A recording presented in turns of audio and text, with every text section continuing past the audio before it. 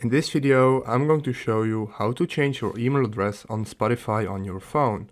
I'm using an Android device, but this will also work on an iOS device, and the first step is to go to spotify.com. As you can see, I'm at the Spotify website right now, and for me everything is in Dutch. I can't change it to English, so I will translate everything manually.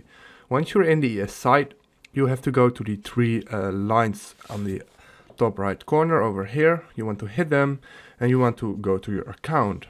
Once you're in your account, you can see your account overview, your username, email, birth date, and your country. For me, my country is the Netherlands and my email is geertjan@europe.com. If I want to change it, hit edit profile, then scroll down, and as you can see, here is the email. So I want to change the email to your email over here. Then you have to confirm your password.